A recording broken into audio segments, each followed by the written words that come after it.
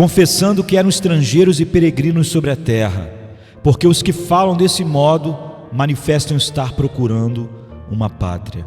Hebreus 11, 13 e 14. O apóstolo está aqui estabelecendo as excelências da graça na fé, pelos efeitos gloriosos e resultado feliz disto nos santos do Antigo Testamento. Ele havia falado na parte anterior do capítulo particularmente de Abel, Enoque, Noé, Abraão e Sara, Isaque e Jacó. Tendo enumerado esses exemplos, ele observa que todos esses morreram na fé, sem ter obtido as promessas, vendo-as porém de longe e saudando-as e confessando que eram estrangeiros e peregrinos sobre a terra, como está em Hebreus 11, 13. Nestas palavras, o apóstolo parece ter um respeito mais particular a Abraão e Sara e a seus parentes, que vieram com eles de Harã e de Ur dos Caldeus, como aparece no versículo 15, onde o apóstolo diz: e se na verdade se lembrassem daquela pátria da onde saíram, teriam oportunidade de voltar. Duas coisas podem ser observadas aqui. Em primeiro lugar, o que estes santos confessaram de si mesmos, que eram estrangeiros e peregrinos na terra. Assim, temos um relato particular a respeito de Abraão: sou estrangeiro e morador entre vós. Gênesis 23, 4. E isso parece ter sido o sentimento geral dos patriarcas, pelo que Jacó diz a Faraó, e Jacó disse a Faraó: os dias dos anos das minhas peregrinações são 130 anos. Poucos e maus foram os dias dos anos da minha vida, e não chegaram aos dias dos anos da vida de meus pais nos dias das suas peregrinações. Gênesis 47, 9. Porque eu sou um estrangeiro contigo e peregrino, como todos os meus pais. Salmos 39, verso 12. E em segundo lugar, a inferência que o apóstolo tira daqui, que eles procuravam outro país como sua casa, porque os que isso dizem claramente mostram que buscam uma pátria. Hebreus 11, 14. Confessando que eram estrangeiros, eles claramente declararam que este não é o seu país, que este não é o lugar onde estão em casa, onde se sentem em casa. E ao confessarem ser peregrinos, declararam claramente que esta não é a sua morada definitiva, mas que eles pertencem a algum outro país que eles procuravam e para o qual estavam apenas viajando aqui. Nesta primeira sessão, quero observar que esta vida deva assim ser gasta por nós, como sendo apenas uma jornada ou peregrinação em direção ao céu. Então ressalto, em primeiro lugar, que não devemos descansar neste mundo e em seus prazeres, mas devemos desejar o céu. Devemos buscar primeiro o reino de Deus, como está em Mateus 6,33. Devemos, acima de todas as coisas, desejar uma felicidade celestial, estar com Deus e habitar com Jesus Cristo. Embora rodeado de prazeres exteriores e estabelecidos em famílias com amigos e relacionamentos desejáveis, embora tenhamos companheiros cuja amizade é agradável e as crianças em quem vemos muitas qualidades promissoras, embora possamos viver com bons vizinhos e sejam geralmente amados onde conhecidos, ainda assim não devemos ter o nosso descanso nestas coisas como nossa porção e herança. Devemos estar tão longe de descansar nestas coisas a ponto de desejar deixar todas elas no tempo devido de Deus. Devemos possuir, gozar e usá-las sem nenhum outro fim, se não estarmos prontos para deixá-las sempre que somos chamados para isso, e para trocá-las de bom grado e alegremente pelo céu. Um viajante não tem o hábito de descansar com o que ele encontra na estrada, ainda que seja confortável e agradável.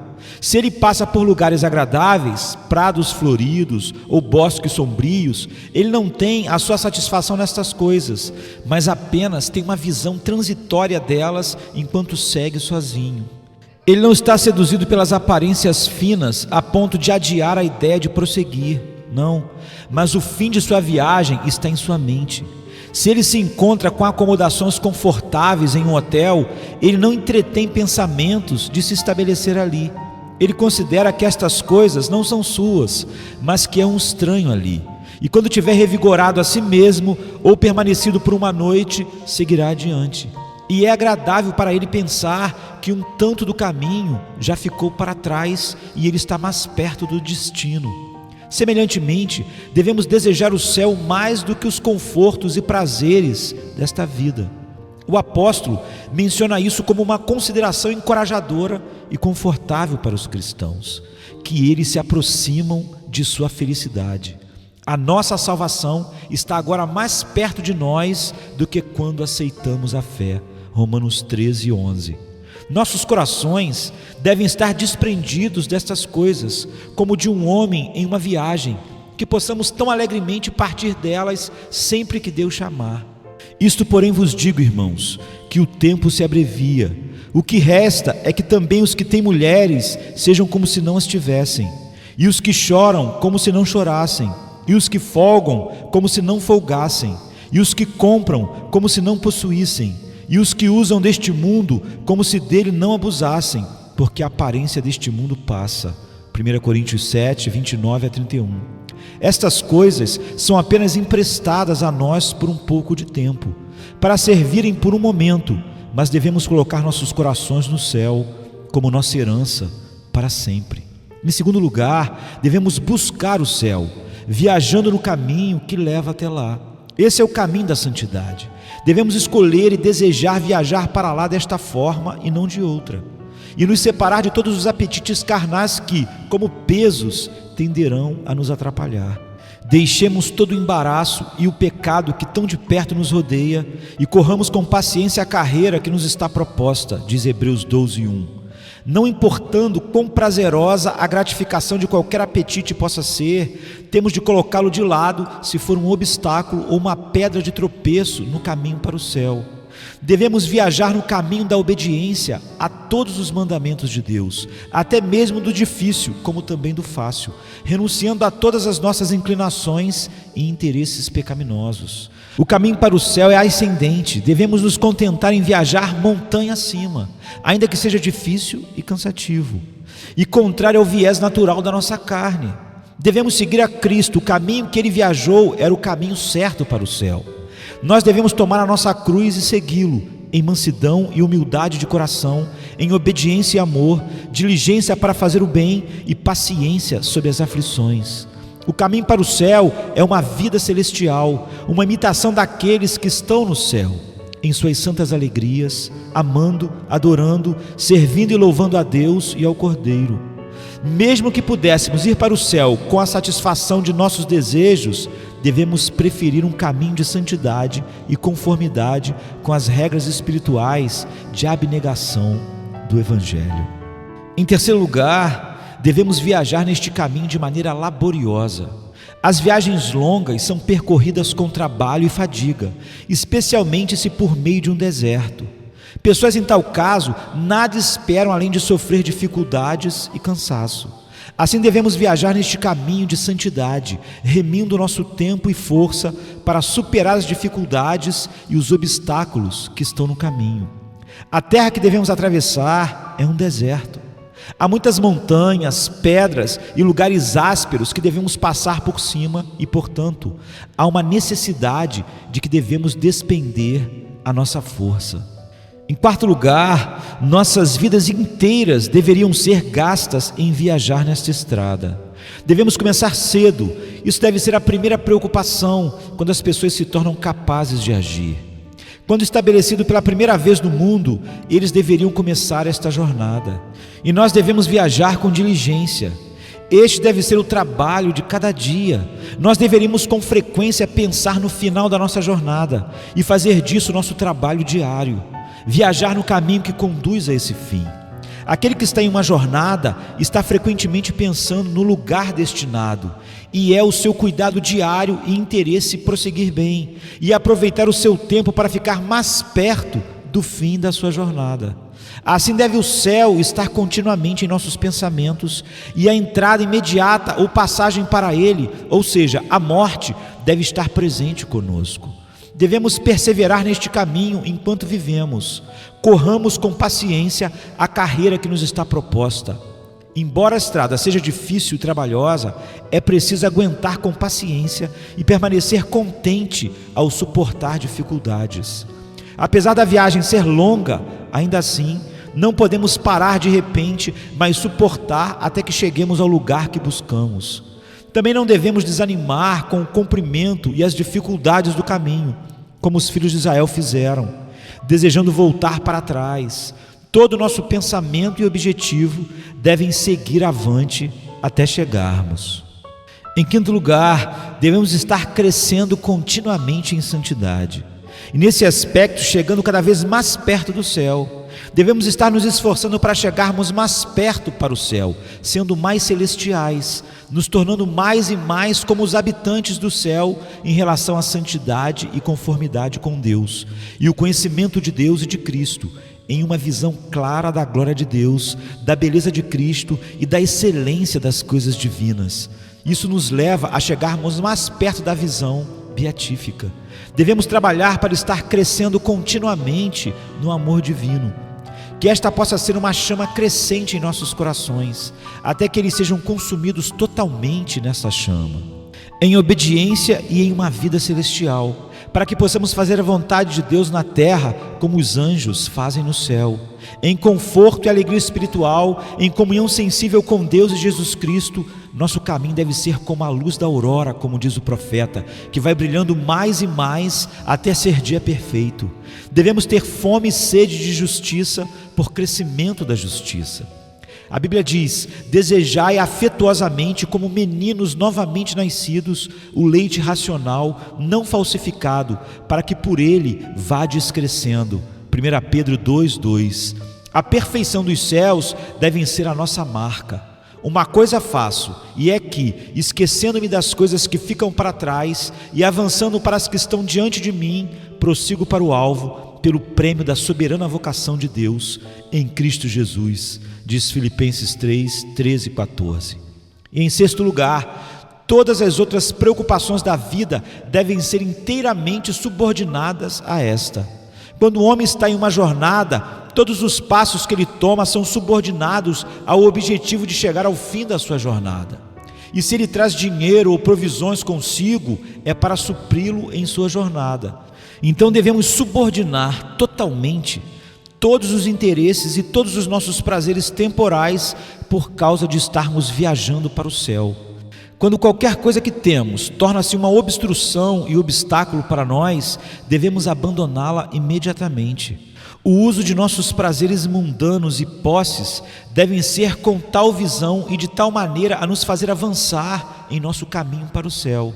Assim devemos comer e beber e nos vestir, e melhorar a conversa e divertimento com os amigos.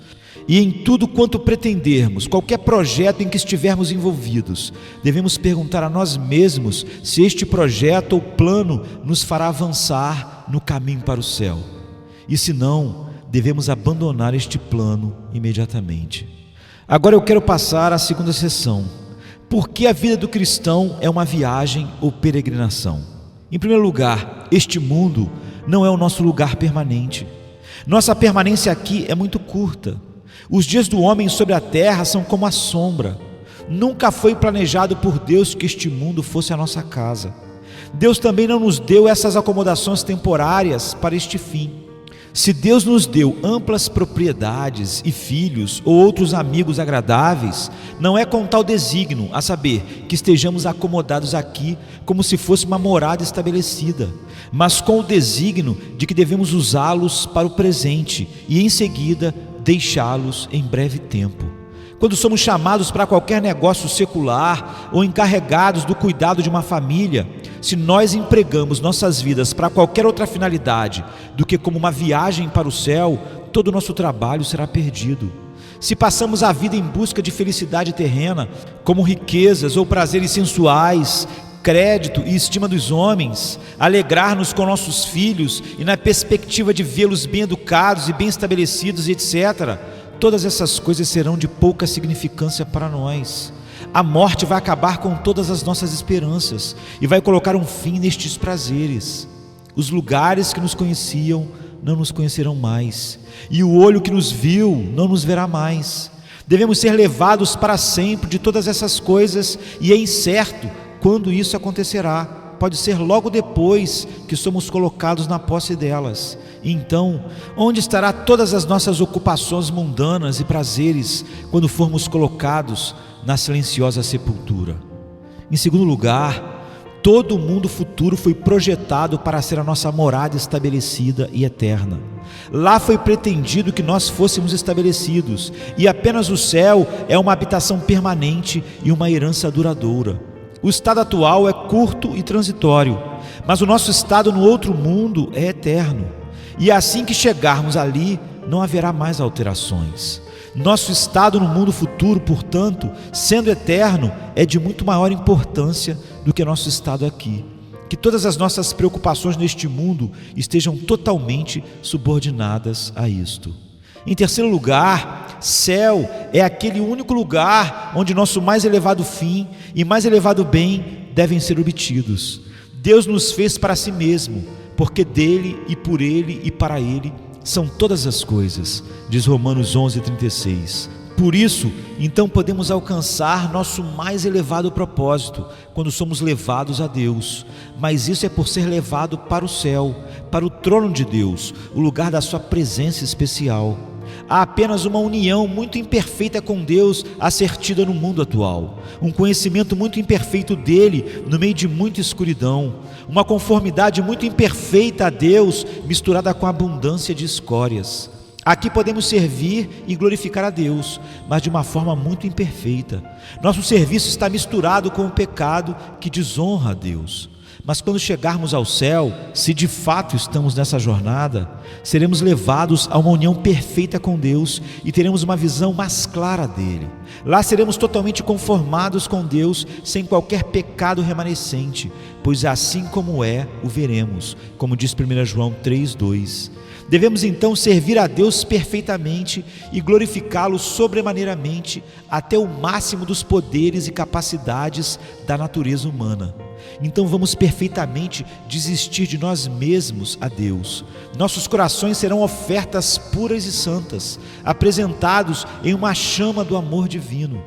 Deus é o maior bem da criatura racional, e o desfrutar dele é a única felicidade com que nossas almas podem ser satisfeitas. Pois ir para o céu, totalmente para desfrutar de Deus, é infinitamente melhor do que as acomodações mais agradáveis aqui. Pais e mães, maridos, esposas ou filhos, ou a companhia de amigos terrenos são apenas sombras, mas o gozo de Deus é a substância. Esses são apenas raios, mas Deus é o sol. Estes são apenas córregos, mas Deus é a fonte. Estes são apenas gotas, mas Deus é o oceano. Por isso nos convém gastar esta vida apenas como uma jornada para o céu, como nos convém buscar o nosso mais elevado propósito e bem, o pleno trabalho do nosso viver, ao qual devemos subordinar todas as outras preocupações da vida, porque devemos trabalhar ou pôr em nosso coração qualquer outra coisa além do que o nosso próprio fim e verdadeira felicidade. Em quarto lugar, nosso estado presente e tudo o que pertence a Ele é designado por aquele que faz todas as coisas para serem totalmente subservientes para o mundo vindouro. Este mundo foi feito como um lugar de preparação para outro. A vida mortal do homem foi-lhe concedida para que pudesse estar preparado para seu estado permanente. E tudo que Deus nos deu aqui é dado para essa finalidade. O sol brilha e a chuva cai sobre nós, a terra produz o seu fruto para nós, para esse fim. Assuntos civis, eclesiásticos e de família e todos os nossos interesses pessoais são projetados e ordenados em subordinação ao mundo vindouro, pelo Criador e ordenador de todas as coisas. Por isso, portanto, eles devem ser subordinados por nós. Agora, na terceira sessão, eu quero ver a instrução conferida pela consideração de que a vida é uma viagem ou peregrinação em direção ao céu. Em primeiro lugar, esta doutrina pode nos ensinar a moderação em nosso luto pela perda de queridos amigos, que enquanto viveram, otimizaram suas vidas para os propósitos corretos, se é que eles viveram uma vida santa. Então suas vidas eram uma jornada para o céu. E por que deveríamos então serem moderados no luto quando eles chegaram ao final da sua jornada? A morte, apesar de parecer para nós um aspecto terrível, é para eles uma grande bênção. Seu fim é feliz e melhor do que o seu início. O dia da sua morte é melhor para eles do que o dia do seu nascimento. Eclesiastes 7:1. Enquanto viviam, eles desejavam o céu e o escolhiam antes do que este mundo, ou qualquer um dos seus prazeres. Eles sinceramente o desejavam. Então por que devemos lamentar que tenham obtido isso? Agora eles chegaram à casa do seu pai. Eles têm milhares de vezes mais confortos agora que eles chegaram em casa do que quando eles estavam na sua jornada. Neste mundo presente, eles passaram por muito trabalho e labuta, como por um deserto. Houve muitas dificuldades no caminho, montanhas e lugares ásperos. Foi trabalhoso e cansativo percorrer o caminho, e eles tiveram muitos dias e noites cansativas. Mas agora eles chegaram ao seu descanso eterno. E ouvi uma voz do céu que me dizia: escreve, bem-aventurados os mortos que desde agora morrem no Senhor. Sim, diz o Espírito, para que descansem dos seus trabalhos e as suas obras os seguem. Apocalipse 14:13. Eles olham para trás, para as dificuldades e tristezas e perigos da vida, regozijando-se de terem superado todos eles. Estamos prontos para encarar a morte como sua calamidade e para lamentar que eles, que eram tão queridos por nós, estejam numa cova escura, corcomidos por corrupção e vermes, tirados de seus queridos filhos, prazeres e etc. Em circunstâncias terríveis, porém, isso se dá por causa da nossa fraqueza e visão tacanha. Eles estão em uma condição feliz, inconcebivelmente abençoados. Eles não choram, mas se regozijam com extrema alegria. Suas bocas estão cheias de canções alegres e bebem em rios de prazer. Eles não encontram nenhuma tristeza pelo fato de trocarem suas alegrias terrenas e a companhia dos mortais pelo céu. Sua vida aqui na terra, embora nas melhores circunstâncias, foi marcada por muitas adversidades e aflições, mas agora todas essas chegaram ao fim. Nunca mais terão fome, nunca mais terão sede, nem sol nem calma alguma cairá sobre eles, porque o Cordeiro que está no meio do trono os apacentará. Ele servirá de guia para as fontes vivas das águas, e Deus limpará de seus olhos toda lágrima. Apocalipse 7, 16 e 17. É verdade que não mais os veremos neste mundo, mas devemos considerar que estamos viajando em direção à mesma paz. E por que devemos entristecer nossos corações? Porque eles têm chegado lá antes de nós. Estamos seguindo após eles e esperamos, assim que chegarmos ao final da nossa jornada, estarmos com eles de novo em melhores circunstâncias. Um grau de luto por parentes próximos quando falecido não é incompatível com o cristianismo, mas muito conforme com ele, pois enquanto somos de carne e sangue, temos propensões a afeições animais. Mas temos justa razão para que nosso luto deva ser misturado com alegria. Não quero, porém, irmãos, que sejais ignorantes acerca dos que já dormem, para que não vos entristeçais como os demais, que não têm esperança. É o que diz o apóstolo Paulo em 1 Tessalonicenses 4,13. Por isso não devemos sofrer como os gentios, os homens do mundo, que não tinham conhecimento de uma felicidade futura.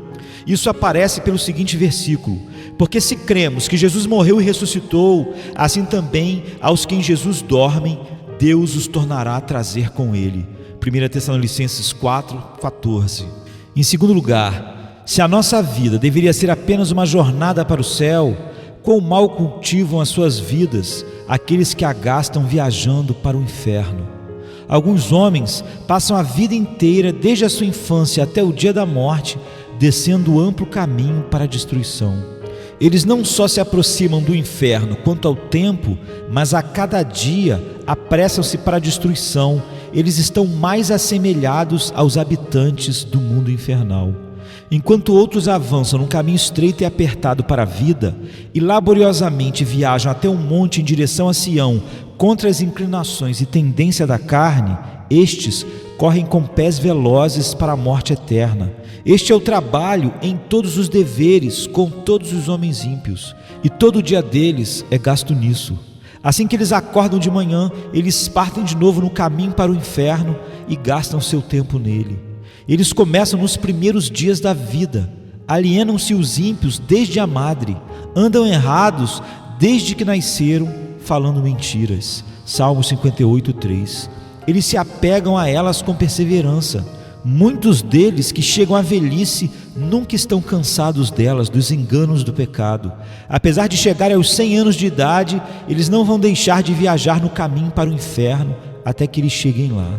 E todas as preocupações da vida estão subordinadas a este empreendimento louco.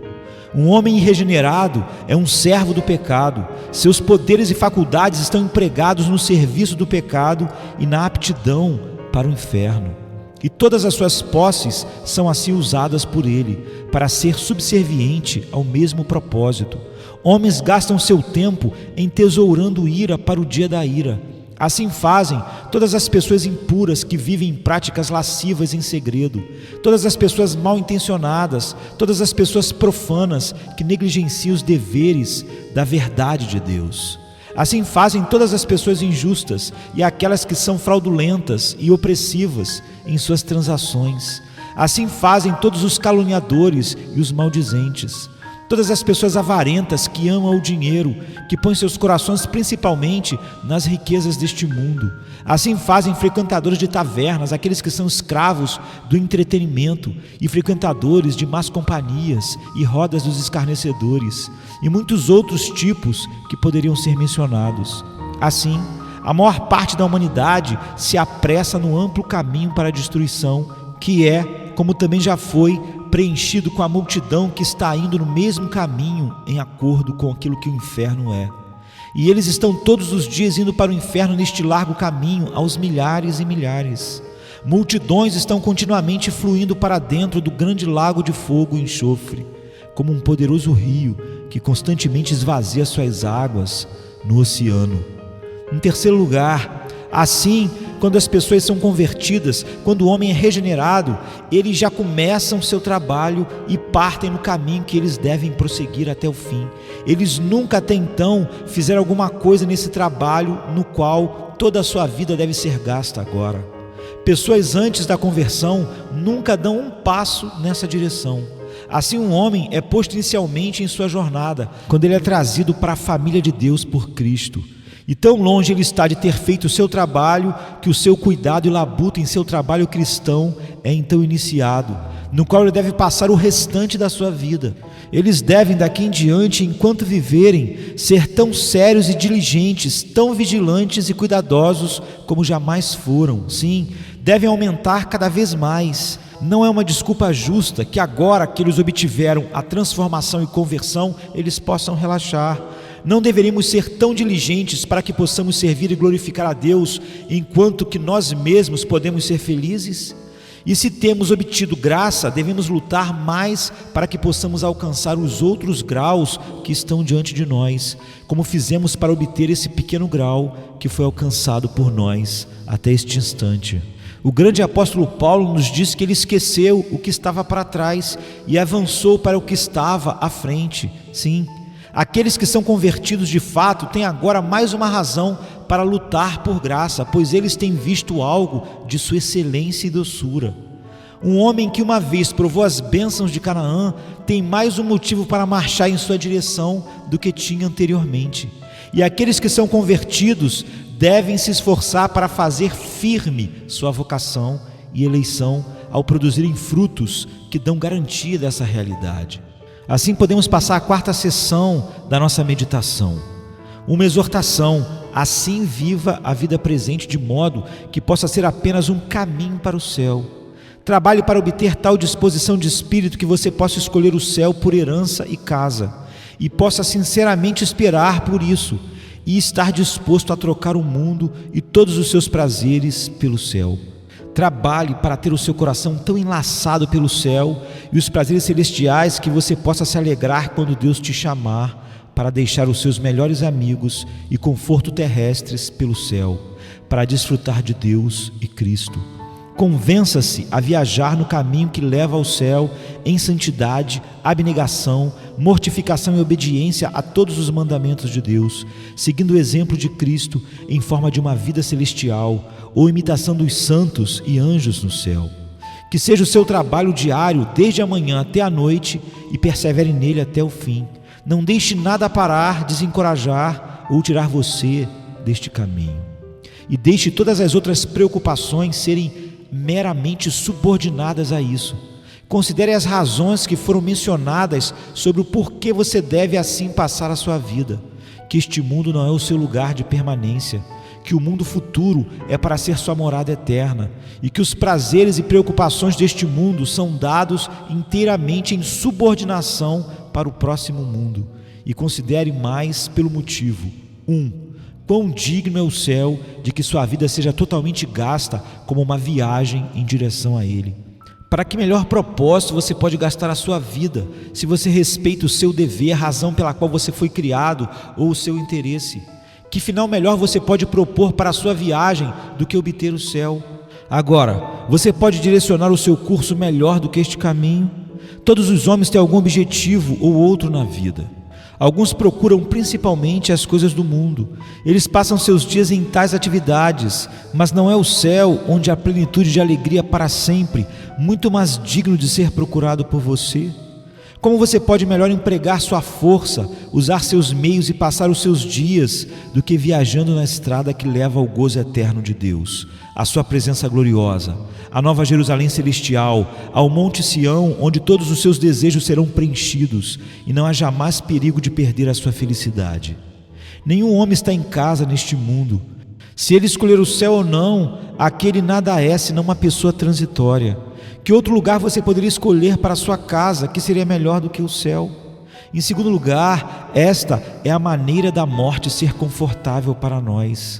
Para gastarmos nossas vidas de modo a ser apenas uma jornada para o céu, é o caminho para ser livre da escravidão e ter a perspectiva e premeditação de morte confortável. Será que o viajante pensa no fim da sua jornada com medo e terror? É terrível para ele pensar que ele está prestes a chegar ao final da sua jornada. Estiveram os filhos de Israel pesarosos, depois de 40 anos de viagem no deserto, quando eles estavam prestes a chegar a Canaã. Esta é a maneira de partirmos deste mundo sem sofrimento. Será que o viajante lamenta quando ele chega em casa para deixar seu bastão e carga de provisões que ele possuía para sustentá-lo pelo caminho? Em terceiro lugar, nada mais da sua vida será agradável pensar quando você estiver para morrer do que tê-la gastado dessa maneira. Se você não passou nada em sua vida dessa maneira, toda a sua vida vai ser terrível para você pensar, a não ser que você morra em alguma grande ilusão. Você vai ver então que toda a sua vida que foi gasta de outra forma está perdida. Você verá então a vaidade de todos os outros objetivos que você propôs para si mesmo. O pensamento do que você aqui possuía e gozava não será agradável, a menos que você possa pensar também que os tenha subordinado a esta finalidade. Em quarto lugar, considere-se que aqueles que estão dispostos a viverem suas vidas como uma viagem para o céu, pelo poder dessa graça infinita, podem obter o céu. O céu, ainda que alto e glorioso, é atingível para tais criaturas inúteis e pobres como nós somos. Podemos alcançar essa região gloriosa, que é a morada dos anjos, sim, a morada do Filho de Deus, e onde está a presença da glória do grande Jeová. E podemos tê-lo livremente, sem dinheiro e sem preço, se estamos dispostos a viajar no caminho que conduz a Ele e se nos convertermos pelo poder do Espírito do curso deste caminho em que vivemos, podemos e teremos o céu como nosso lugar de descanso eterno. Em quinto lugar, seja considerado que se nossas vidas não forem uma viagem para o céu, elas serão uma viagem para o inferno. Toda a humanidade, depois de haver estado aqui por um pouco, irá para um dos dois grandes destinos de todos os que partem deste mundo, a saber, um é o céu, para onde um pequeno número em comparação viaja, e o outro é o inferno, para onde vai a maior parte da humanidade.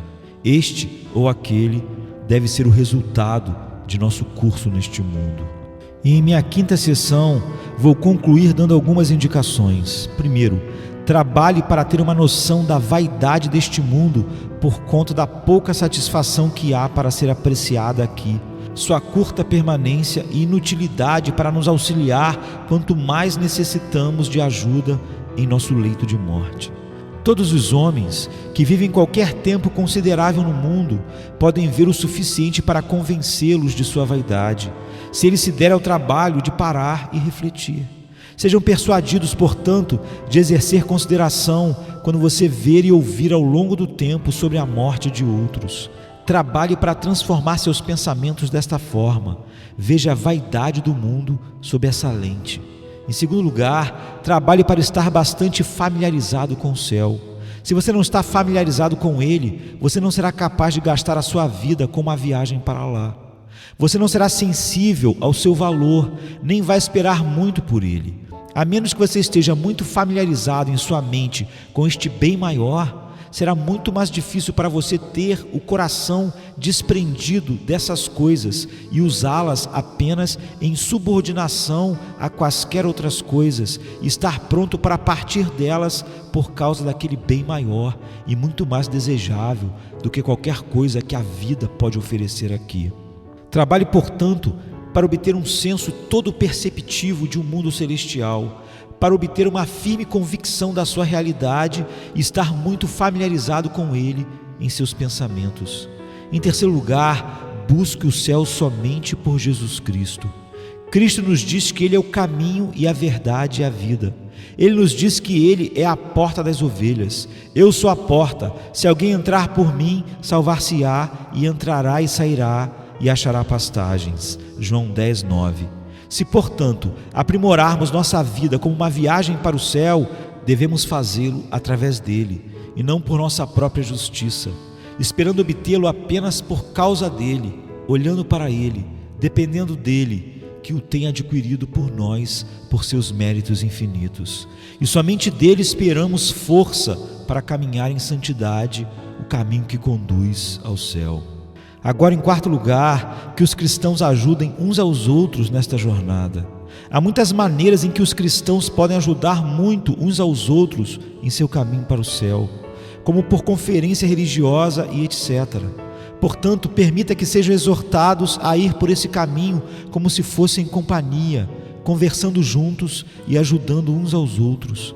A companhia é muito desejável em uma viagem, mas nenhuma outra tanto quanto nesta. Deixe-os irem unidos e não caírem pelo caminho, o que seria para embaraçar um ao outro, mas usem todos os meios possíveis para ajudarem uns aos outros monte acima. Isso seria garantir uma viagem mais bem-sucedida e uma reunião mais alegre na casa do seu Pai, na glória. Amém. Amém.